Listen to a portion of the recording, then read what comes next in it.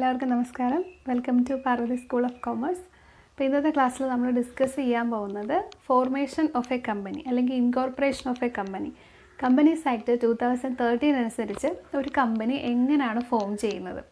അപ്പോൾ അതിന് ബേസിക്കലി 4 സ്റ്റെപ്സാണ് നമ്മൾ ഫോളോ ചെയ്യേണ്ടത്. Promotion, incorporation, capital subscription and last commencement of business. അതിൽ ഏറ്റവും പ്രധാനപ്പെട്ടതായിട്ട് വരുന്നത് ഈ സെക്കൻഡ് സ്റ്റേജാണ്. ഇൻകോർപ്പറേഷൻ തന്നെ ഒരു 10 പ്രൊസീജിയേഴ്സ് വരുന്നുണ്ട്. ആക്ച്വലി ഈ പ്രൊസീജിയറാണ് ഒരു കമ്പനി ടേക്ക് ഓവർ ചെയ്യേണ്ടത്. ഇപ്പോൾ അത് ഒരു ബിസിനസ് എസ്റ്റാബ്ലിഷ് ചെയ്യുന്നതിന് വേണ്ടിയിട്ട്. ഇപ്പോൾ ഫസ്റ്റ് പറയുന്നത് പ്രൊമോഷനാണ്. പ്രൊമോഷൻ എന്ന് പറയുമ്പം ഒരു ഐഡിയ, അത് ഒരു കമ്പനി എന്ന് പറയുന്ന ആ ഒരു ഐഡിയനെ, ഒരു ആ ഒരു കൺസെപ്റ്റിനെ ഒരു ബിസിനസ് ഓർഗനൈസേഷനാക്കി മാറ്റുന്ന ആ ഒരു പ്രോസസ്സിനെയാണ് നമ്മൾ പ്രൊമോഷൻ എന്ന് വിളിക്കുന്നത്. ആക്ച്വലി ഈ ഫസ്റ്റ് ഒരു കമ്പനിയുടെ ഐഡിയ കൊണ്ടുവരുന്ന ആ ആളെയാണ് നമ്മൾ പ്രൊമോട്ടർ എന്ന് പറയുന്നത്. അപ്പോൾ അദ്ദേഹമാണ് കമ്പനിയുടെ എല്ലാ സാധനങ്ങളും എന്താ പറയുന്നത് ഒന്ന് അടുപ്പിക്കുന്നത്, ഒരു ഓർഗനൈസ് ചെയ്യുന്നത്. ഒരു കമ്പനിയുടെ ഐഡിയ കൊണ്ടുവന്ന് അത് എവിടെ നിന്നൊക്കെ നമുക്ക് എങ്ങനെയൊക്കെ നമുക്ക് കൊണ്ടുപോകാം, ഏതൊക്കെ രീതിയിൽ എല്ലാ കാര്യങ്ങളും ചെയ്യണം, അങ്ങനെ എല്ലാത്തിനും ഓവറോൾ ഒരു മുന്നിൽ നിന്ന് ലീഡ് ചെയ്യുന്ന ആൾ, അയാളെയാണ് നമ്മൾ പ്രൊമോട്ടർ എന്ന് പറയുന്നത്. ഒരു കമ്പനി സ്റ്റാർട്ട് ചെയ്യുന്നതിന് ആവശ്യമായിട്ടുള്ള എല്ലാ ഇനിഷ്യേറ്റീവ്സും എടുക്കുന്ന ആൾ. അപ്പോൾ അയാളുടെ എല്ലാ ആക്ടിവിറ്റീസിനെയും പ്രൊമോഷൻ, അതായത് ആ initial stage of formation of the കമ്പനിയാണ്. ഒരു കമ്പനിയുടെ ഐഡിയ ജനറേഷൻ, അതിനെ കൺസേൺ ആക്കി മാറ്റുന്നതിനുള്ള എല്ലാ സ്റ്റെപ്സും, അതിനെയാണ് നമ്മൾ പ്രൊമോഷൻ എന്ന് വിളിക്കുന്നത്. അപ്പം ഫസ്റ്റ് സ്റ്റെപ്പ് ഓഫ് കമ്പനി ഫോർമേഷനാണ് പ്രൊമോഷൻ. എപ്പോഴും പ്രൊമോട്ടേഴ്സ് എന്ന് പറയുന്ന ഒരാളുണ്ടാവും. അയാൾക്ക് സാധാരണ ആഫ്റ്റർ കമ്പനി ഫോം ചെയ്തതിന് ശേഷം അയാൾക്ക് നമ്മളൊരു റെമ്യൂണറേഷൻ കൊടുക്കാറുണ്ട്. അതൊന്നെങ്കിൽ ക്യാഷ് ആയിട്ട് കൊടുക്കുക, അല്ലെങ്കിൽ ഷെയർസ് ആയിട്ടും, പ്രൊമോട്ടേഴ്സ് ഹോൾഡിംഗ് ഒക്കെ ഉണ്ട്, ഷെയർ ആയിട്ടും ഒക്കെ റെമ്യൂണറേഷൻ കൊടുക്കാറുണ്ട്. അപ്പോൾ അതാണ് പ്രൊമോഷൻ എന്ന് പറയുന്ന ഒരു ഹെഡിൽ വരുന്നത്. നെക്സ്റ്റ് സെക്കൻഡ് സ്റ്റെപ്പാണ് ഏറ്റവും ഇമ്പോർട്ടൻ്റ് ആയിട്ട് ഫോർമേഷൻ ഓഫ് എ കമ്പനിയിൽ മോസ്റ്റ് ഇമ്പോർട്ടൻ്റ് ആയിട്ട് വരുന്ന സ്റ്റേജാണ് ഇൻകോർപ്പറേഷൻ. അപ്പോൾ ഇൻകോർപ്പറേഷൻ മീൻസ് ഫോർമേഷൻ എന്നൊക്കെയുള്ള അർത്ഥമാണ്, സ്റ്റാർട്ടിങ് എന്നൊക്കെയുള്ള അർത്ഥമാണ്. ഈ ഇത്രയും പ്രൊസീജിയർ, ഈ ഇത്രയും സ്റ്റേജസിൽ കൂടി പോയി കഴിയുമ്പോഴാണ് നമുക്ക് ഒരു കമ്പനിയുടെ ഇൻകോർപ്പറേഷൻ സാധ്യമാകുന്നത്. അപ്പോൾ ഏതൊക്കെ സ്റ്റെപ്സ് ആണെന്ന് നോക്കാം. ഫസ്റ്റ് വരുന്നത് selecting the name of the company. ഒരു കമ്പനിയുടെ പേര് സെലക്ട് ചെയ്യുക എന്നുള്ളത് വളരെ ഇമ്പോർട്ടൻ്റ് ആണ്. അതിപ്പോൾ ഒരു പ്രൈവറ്റ് കമ്പനി ആയിക്കോട്ടെ, പബ്ലിക് കമ്പനി ആയിക്കോട്ടെ, ഏത് ടൈപ്പ് ഓഫ് കമ്പനി ആയിക്കോട്ടെ, നമ്മൾ പറഞ്ഞ OPCയോ ന്യൂ ജനറേഷൻ കമ്പനികളിലും ഏത് ടൈപ്പ് ഓഫ് കമ്പനി ആണെങ്കിലും ഏറ്റവും ആദ്യം അതിന് പറ്റിയൊരു പേരാണ് നമ്മൾ സെലക്ട് ചെയ്യേണ്ടത്. കാരണം കേൾക്കുമ്പോൾ വളരെ ഈസി ആയിട്ട് തോന്നുമെങ്കിൽ അത് കുറച്ച് ബുദ്ധിമുട്ടാണ്. റിപ്പീറ്റ് ചെയ്ത് വരാൻ പാടില്ല. ഓൾറെഡി ഉള്ള ഒരു പേരോ അല്ലെങ്കിൽ വെൽ എസ്റ്റാബ്ലിഷ്ഡ് ആയിട്ടുള്ള കമ്പനികളോട് സാമ്യമുള്ള പേരോ അല്ലെങ്കിൽ സിമ്പിളിനോട് സാമ്യമുള്ള പേരോ അതൊന്നും നമ്മൾ യൂസ് ചെയ്യാൻ പാടില്ല. വളരെ ഫ്രഷ് ആയിട്ടുള്ള പുതിയൊരു നെയിം ആയിരിക്കണം നമ്മുടെ കമ്പനിക്ക് കൊടുക്കുന്നത്. അപ്പോൾ ഫോർമേഷൻ്റെ സമയത്ത് രജിസ്ട്രാർക്ക് നമ്മൾക്കൊരു 6 പേരുകൾ, 6 നെയിംസ്, പ്രൊപ്പോസ്ഡ് കമ്പനിയുടെ 6 പേരുകൾ നമുക്ക് കൊടുക്കാം. അതിൽ നിന്ന് ഒരെണ്ണം അയാൾ അത് അപ്രൂവ് ചെയ്യുവാണെങ്കിൽ മാത്രം അതിൽ നിന്നുള്ളത് നമുക്ക് എന്ത് ചെയ്യാം, സെലക്ട് ചെയ്യാം. അപ്പോൾ ഇങ്ങനെ സെലക്ട് ചെയ്ത് കമ്പനിക്ക് പേരൊക്കെ ഇട്ട് കഴിഞ്ഞ് നെക്സ്റ്റ് സ്റ്റെപ്പ് വരുന്നത് drafting and printing memorandum and articles of association. അതായത് ഒരു കമ്പനിയെ സംബന്ധിച്ച് അതിൻ്റെ ഏറ്റവും പ്രധാനപ്പെട്ട 2 ഡോക്യുമെൻറ്റ്സ് ആണ് മെമ്മോറാണ്ടം ഓഫ് അസോസിയേഷനും ആർട്ടിക്കിൾസ് ഓഫ് അസോസിയേഷനും. മെമ്മോറാണ്ടം ഓഫ് അസോസിയേഷൻ എന്ന് പറയുമ്പോൾ ഒരു കമ്പനിയുടെ ജനറൽ ആയിട്ടുള്ള കാര്യങ്ങൾ, അതിൻ്റെ പേര്, പിന്നെ അതിൻ്റെ ക്യാപിറ്റൽ, അങ്ങനെയുള്ള ഒരു 7 ക്ലോസസ് ഉണ്ടാകും. അങ്ങനെയുള്ള ബേസിക് ആയിട്ടുള്ള കാര്യങ്ങളൊക്കെ വരുന്നതാണ് memorandum of association. Articles of association എന്ന് പറയുമ്പം അത് ഓരോ കമ്പനിക്കും വ്യത്യസ്തമായിരിക്കും. ഓരോ കമ്പനികളുടെയും പർട്ടിക്കുലർ റൂൾസ് ആൻഡ് റെഗുലേഷൻസ് ആണ് ഈ ആർട്ടിക്കിൾസ് ഓഫ് അസോസിയേഷനിൽ വരുന്നത്. അവർ ഫോളോ ചെയ്യുന്ന ചില റൂൾസ് ആൻഡ് റെഗുലേഷൻസ്. അപ്പോൾ ഈ ആർട്ടിക്കിൾസും മെമ്മോറാണ്ടവും ഡ്രാഫ്റ്റ് ചെയ്യുക, അതിനുശേഷം അത് പ്രിൻ്റ് ചെയ്യുക. പ്രിൻ്റഡ് ഫോമിലാണ് നമ്മൾ രജിസ്ട്രാർക്ക് കൊടുക്കുന്നത് രജിസ്ട്രേഷൻ കിട്ടാൻ വേണ്ടിയിട്ട്. അപ്പോൾ അതാണ് സെക്കൻഡ് സ്റ്റെപ്പിൽ വരുന്നത്, drafting and printing memorandum and articles of association. Next third stage വരുന്നത് ഇങ്ങനെ നമ്മൾ പ്രിൻ്റ് ചെയ്ത് വെച്ചേക്കുന്ന ഈ മെമ്മോറാണ്ടവും ആർട്ടിക്കിൾസും സ്റ്റാമ്പിങ് ആൻഡ് സൈനിങ്. കണ്ടോ, stamping and signing memorandum and articles of association. അതായത് ഇന്ത്യൻ സ്റ്റാമ്പ് ആക്ട് 1899 അനുസരിച്ച് ഒരു ഡോക്യുമെൻ്റ് സ്റ്റാമ്പ് ചെയ്യുന്നതിന് കുറച്ച് റൂൾസൊക്കെ ഉണ്ട്. അതിൻ്റെ വാല്യൂ അനുസരിച്ച് നമ്മൾ സ്റ്റാമ്പ് ഇത്ര വിലയുള്ള സ്റ്റാമ്പ് വാങ്ങിച്ചൊട്ടിക്കണം, അങ്ങനെയൊക്കെ ഉണ്ട്. അപ്പോൾ ആ റൂൾസ് എല്ലാം അനുസരിച്ച് സ്റ്റാമ്പ് ചെയ്യുക മെമ്മോറാണ്ടോ ആർട്ടിക്കിൾസ് ഓഫ് അസോസിയേഷനും, എങ്കിലേ അതിന് വാലിഡിറ്റി ഉണ്ടാവുകയുള്ളൂ. അതൊരു ഓതൻറ്റിക്കേറ്റ് ആയിട്ടുള്ളൊരു അല്ലെങ്കിൽ ഒരു വാലിഡ് ആയിട്ടുള്ളൊരു ഡോക്യുമെൻ്റ് ആവുകയുള്ളൂ ആഫ്റ്റർ സ്റ്റാമ്പിങ്ങിന് ശേഷം. അതേപോലെ തന്നെ അത് സൈനും ചെയ്യണം. സൈൻ ചെയ്യുക എന്ന് പറഞ്ഞാൽ അത് ഓരോ കമ്പനിയുടെ സ്വഭാവം അനുസരിച്ച് വ്യത്യസ്തമായിരിക്കും. ഇപ്പോൾ പബ്ലിക് കമ്പനി ആണെങ്കിൽ നമുക്കറിയാം, പബ്ലിക് കമ്പനി ഫോം ചെയ്യണമെന്നുണ്ടെങ്കിൽ മിനിമം 7 persons വേണം, 7 ആൾക്കാർ വേണം. അപ്പോൾ ഇവർ നമ്മൾ ഫസ്റ്റ് സബ്സ്ക്രൈബേഴ്സ് എന്ന് പറയും.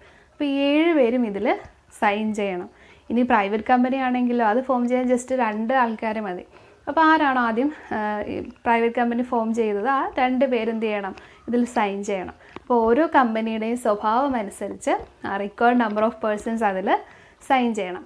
അതാണ് നമ്മളിവിടെ 3rd സ്റ്റെപ്പായിട്ട് പറയുന്നത് stamping and signing memorandum and articles of association. Stamp act 1899 rules അനുസരിച്ച് സ്റ്റാമ്പ് ചെയ്യുക. അതേപോലെ തന്നെ കമ്പനിയുടെ നേച്ചർ അനുസരിച്ച് എത്ര ആൾക്കാരാണെന്ന് വെച്ചാൽ അതിൻ്റെ മെമ്മോറാണ്ടത്തിലും ആർട്ടിക്കിൾസിലും സൈൻ ചെയ്യുക. നെക്സ്റ്റ് വരുന്നത് dating memorandum and articles of association. അപ്പോൾ നമുക്ക് കേൾക്കുമ്പോൾ വളരെ സില്ലി കാര്യമായിട്ട് തോന്നുവാണെങ്കിലും ഡേറ്റിംഗ് ഈസ് വെരി ഇമ്പോർട്ടൻറ്റ്. അപ്പോൾ ഡേറ്റ് നമ്മളെപ്പോഴും കൊടുക്കേണ്ടത്, ഇവിടെ സ്റ്റാമ്പിൻ്റെ ഡേറ്റ് ഇല്ലേ, സ്റ്റാമ്പ് ചെയ്തത് എന്നാണോ ആ ഡേറ്റോ അതിന് ശേഷമുള്ള ഡേറ്റോ മെമ്മോറാണ്ടത്തിലോ ആർട്ടിക്കിൾസിലോ വെക്കാവൂ. അതെന്നാലേ അതിൻ്റെ വാലിഡിറ്റി വരുള്ളൂ. ഈ മെമ്മോറാണ്ടം ആർട്ടിക്കിൾസും വാലിഡ് ആണ് എന്ന് കാണിക്കുന്നതിന് വേണ്ടിയിട്ടാണ് നമ്മൾ സ്റ്റാമ്പ് യൂസ് ചെയ്യുന്നത്. അപ്പോൾ സ്റ്റാമ്പ് ചെയ്തതിൻ്റെ ഡേറ്റോ അതിന് ശേഷമുള്ള ഡേറ്റോ ആയിരിക്കണം മെമ്മോറാണ്ടത്തിൻ്റെയും ആർട്ടിക്കിൾസിൻ്റെയും ഡേറ്റ് ആയിട്ട് കാണിക്കാനായിട്ട്. നെക്സ്റ്റ് വരുന്നത് filing documents and forms four registration. അപ്പോൾ ഇങ്ങനെ നമ്മൾ ഡോക്യുമെൻറ്റ്സ് എല്ലാം ഈ 4th സ്റ്റെപ്പ് വരെ എല്ലാ ഡോക്യുമെൻറ്റ്സും പ്രോപ്പറായിട്ട് പ്രിപ്പയർ ചെയ്ത് വെച്ച് കഴിഞ്ഞു. ഇനി നെക്സ്റ്റ് സ്റ്റെപ്പ് എന്ന് പറഞ്ഞാൽ ഈ ഡോക്യുമെൻറ്റ്സ് എല്ലാം ആർക്ക് കൊടുക്കുക, രജിസ്ട്രാർക്ക് കൊടുക്കുക. അതിനാണ് നമ്മൾ filing documents and forms four registration എന്നുകൊണ്ട് ഉദ്ദേശിക്കുന്നത്. അപ്പോൾ മെമ്മോറാണ്ടോ ആർട്ടിക്കിൾസ് മാത്രമല്ല കേട്ടോ, ഒരുപാട് വേറെയും ഡോക്യുമെൻറ്റ്സ് ഉണ്ട്. അതായത് എന്തെങ്കിലും എഗ്രിമെൻ്റ് ഒക്കെ ഈ ബിസിനസ് വെച്ചിട്ടുണ്ടെങ്കിൽ, കമ്പനി വെച്ചിട്ടുണ്ടെങ്കിൽ, അതേപോലെ തന്നെ പ്രീ ഇൻകോർപ്പറേഷൻ കോൺട്രാക്റ്റുകളൊക്കെ ഉണ്ടെങ്കിൽ. പ്രീ ഇൻകോർപ്പറേഷൻ കോൺട്രാക്റ്റ് എന്ന് പറഞ്ഞാൽ ഒരു കമ്പനി ഇൻകോർപ്പറേറ്റഡ് ആവുന്നതിന് മുമ്പ് തന്നെ ചില സിറ്റുവേഷനിൽ അതിനെന്ത് ചെയ്യേണ്ടി വരും, ചില കോൺട്രാക്റ്റുകളിൽ ഏർപ്പെടേണ്ടി വരും. കമ്പനി ആക്ച്വലി ഫോം ആകുന്നതിന് മുമ്പ് തന്നെ. ഇപ്പം ലാൻഡ് വാങ്ങിക്കാൻ അല്ലെങ്കിൽ ബിൽഡിംഗ് പണിയാനുള്ള കോൺട്രാക്റ്റ് അല്ലേ, അത് ആക്ച്വലി ആ ഒരു ഫോമിലോട്ട് കമ്പനി ആവുന്നതിന് മുമ്പ് തന്നെ വരുന്ന കോൺട്രാക്റ്റുകളാണ്. അതൊക്കെ വാലിഡാണ് കേട്ടോ.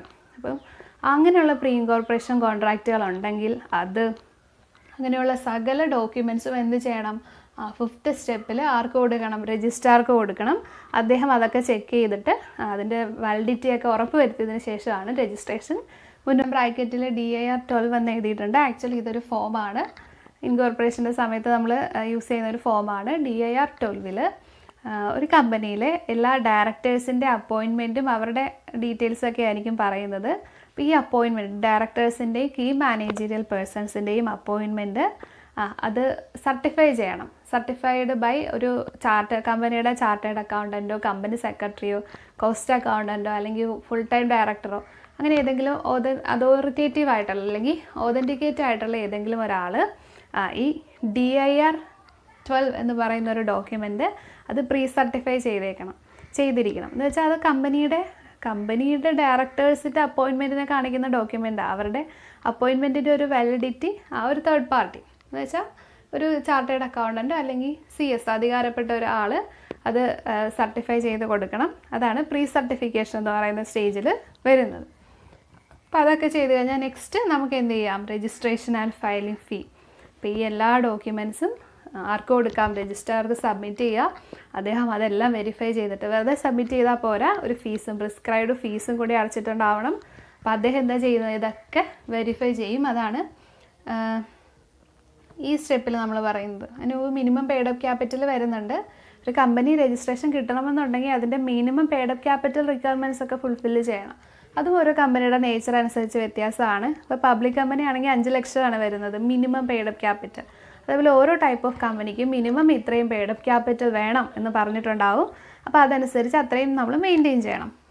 നെക്സ്റ്റ് സ്റ്റെപ്പിലാണ് പറയുന്നത് നമ്മൾ സബ്മിറ്റ് ചെയ്ത എല്ലാ ഡോക്യുമെൻറ്റ്സും ആര് സ്ക്രൂട്ടനൈസ് ചെയ്യും, രജിസ്ട്രാർ സ്ക്രൂട്ടനൈസ് ചെയ്യും. പറഞ്ഞേക്കുന്ന കാര്യങ്ങളൊക്കെ സത്യമാണോ, എന്തെങ്കിലും കള്ളത്തരമൊക്കെ കാണിച്ചിട്ടുണ്ടോ, അങ്ങനെ മൊത്തം കാര്യങ്ങൾ ഫുള്ള് ലീഗൽ റിക്വയർമെൻറ്റ്സ് എല്ലാം ഫുൾഫില്ല് ചെയ്തിട്ടുണ്ടോ, അങ്ങനെ എല്ലാ കാര്യങ്ങളും വെരിഫൈ ചെയ്തതിന് ശേഷം അദ്ദേഹം എന്ത് ചെയ്യും, issue of certificate of incorporation issue ചെയ്യും. അതൊരു സർട്ടിഫിക്കറ്റാണ്, അതിൻ്റെ അകത്ത് കമ്പനിയുടെ പേരുണ്ടാവും. നമ്മൾ ആദ്യത്തെ സ്റ്റേജിൽ പറഞ്ഞ പോലെ സെലക്ട് ചെയ്യുന്ന കമ്പനിയുടെ പേരുണ്ടാകും, അതേപോലെ ഡേറ്റ് ഓഫ് ഇൻകോർപ്പറേഷൻ ഉണ്ടാകും, കമ്പനിയുടെ അഡ്രസ്സും ഫുൾ അഡ്രസ്സും. ഇത്രയും കാര്യങ്ങളാണ് സർട്ടിഫിക്കറ്റ് ഓഫ് ഇൻകോർപ്പറേഷനിൽ ഉണ്ടാകുന്നത്. അതായത് ആ ഡേറ്റ് ആണ് ഇവിടെ ഇമ്പോർട്ടൻസ്, എന്നാണ് ഇത് ഫോം ചെയ്തത്. അപ്പോൾ എന്നിട്ട് ഈ certificate of incorporation registrar normally through പോസ്റ്റിലാണ് കമ്പനിയുടെ രജിസ്റ്റേർഡ് ഓഫീസിലോട്ട്, ആ അഡ്രസ്സിലോട്ട് അയച്ചു കൊടുക്കുന്നത്. അപ്പോൾ ഇങ്ങനെയാണ് ഒരു കമ്പനിയുടെ ഫോർമേഷൻ, ഇൻകോർപ്പറേഷൻ എന്ന് പറയുന്ന സെക്കൻഡ് സ്റ്റെപ്പിൽ വരുന്നത്.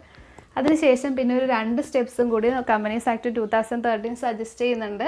ക്യാപിറ്റൽ സബ്സ്ക്രിപ്ഷൻ, നമ്മളിവിടെ പറഞ്ഞ ഈ മിനിമം പെയ്ഡ് അപ്പ് ക്യാപിറ്റൽ ഉണ്ടല്ലോ, അതിൻ്റെ സബ്സ്ക്രിപ്ഷൻ നടന്നിട്ടുണ്ടെന്നുള്ളത് ഉറപ്പുവരുത്തുക. സബ്സ്ക്രിപ്ഷൻ എന്ന് പറഞ്ഞാൽ മനസ്സിലാവുമല്ലോ, അതായത് ഇപ്പം 5 ലക്ഷമാണ് പെയ്ഡ് അപ്പ് ക്യാപിറ്റൽ എങ്കിൽ 5 ലക്ഷം രൂപ, ഇപ്പം നമ്മൾ 6 ലക്ഷം രൂപയ്ക്കായിരിക്കും ഷെയർ ഇഷ്യൂ ചെയ്യുന്നത്, സപ്പോസ് അങ്ങനെ വിചാരിക്കാം. അതിൽ 5 ലക്ഷമെങ്കിലും മിനിമം സബ്സ്ക്രിപ്ഷൻ വേണം എന്ന് കമ്പനി തീരുമാനിക്കുകയാണ്. അപ്പോൾ നമ്മൾ ഈ 6 ലക്ഷത്തിന് ഷെയർ ഇഷ്യൂ ചെയ്താൽ ചിലപ്പം 6 ലക്ഷത്തിനുള്ള ആപ്ലിക്കേഷൻ തന്നെ വരാം, ചിലപ്പോൾ 5 ലക്ഷത്തിനേ വരികയുള്ളൂ, ചിലപ്പോൾ 7 ലക്ഷത്തിന് വരാം, ഏത് രീതിയിൽ വേണമെങ്കിലും വരാം അല്ലേ. അപ്പം ഇപ്പോൾ 5 ലക്ഷത്തിൻ്റെ അല്ലെങ്കിൽ 6 ലക്ഷത്തിൻ്റെ ഷെയർസാണ് നമ്മൾ ഇഷ്യൂ ചെയ്തതെന്ന് വിചാരിക്കുക.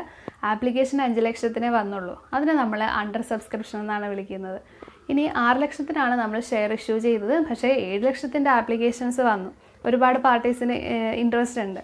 അങ്ങനെ വരുവാണെങ്കിൽ അതിന് നമ്മൾ ഓവർ സബ്സ്ക്രിപ്ഷൻ എന്ന് പറയും. അപ്പോൾ ഈ അണ്ടർ സബ്സ്ക്രിപ്ഷനും ഓവർ സബ്സ്ക്രിപ്ഷനും അങ്ങനെ 2 കൺസെപ്റ്റ് ഉണ്ട്. ഇനി എത്രയാണോ നമ്മൾ ഇഷ്യൂ ചെയ്യുന്നത് കറക്റ്റ് അത്രയും തന്നെ ആപ്ലിക്കേഷൻ വന്ന് അതിനെ ബാലൻസ്ഡ് സബ്സ്ക്രിപ്ഷൻ എന്നും പറയും.